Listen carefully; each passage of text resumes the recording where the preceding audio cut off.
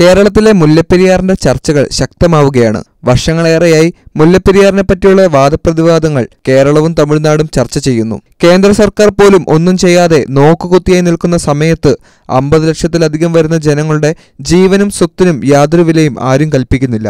വലിയ പ്രതിഷേധങ്ങളും പ്രക്ഷോഭങ്ങളുമാണ് കേരളത്തിൽ ഒന്നടങ്കം നടന്നുകൊണ്ടിരിക്കുന്നത്. വയനാട്ടിലെ ഉരുൾപൊട്ടൽ ഒരു ആമുഖം മാത്രമായിരിക്കും. അതിനേക്കാൾ 1000 മടങ്ങ് പ്രതിഫലനം ആയിരിക്കും മുല്ലപ്പെരിയാർ പൊട്ടിയാൽ. മുല്ലപ്പെരിയാറിനെ പറ്റിയുള്ള കൂടുതൽ അറിവുകളും പ്രതികരണങ്ങളും നമ്മൾ ഒരുപാട് കേട്ടതും ചർച്ച ചെയ്തതുമാണ്.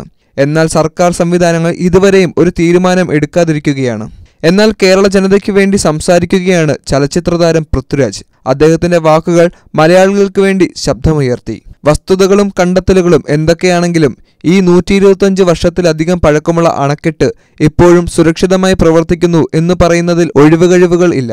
രാഷ്ട്രീയവും സാമ്പത്തികവും എന്നിവ മാറ്റിവെച്ച് ശരിയായുള്ള നടപടി സ്വീകരിക്കേണ്ട സമയമാണിത്.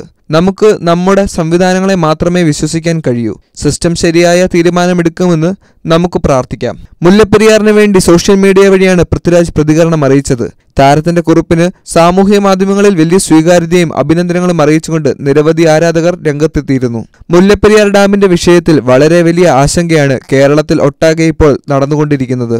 ഈ അവസരത്തിൽ നിരവധി താരങ്ങളും രാഷ്ട്രീയ നേതാക്കളും പ്രതിഷേധവുമായി രംഗത്തെത്തിയിട്ടുണ്ട്. മുല്ലപ്പെരിയാർ അണക്കെട്ടിന് ബലക്ഷയമുണ്ടെന്നും തകർച്ച ഭീഷണി നേരിടുന്നുണ്ടെന്നും ഐക്യരാഷ്ട്രസഭ യൂണിവേഴ്സിറ്റി റിപ്പോർട്ടുകൾ പുറത്തുവന്നതാണ്.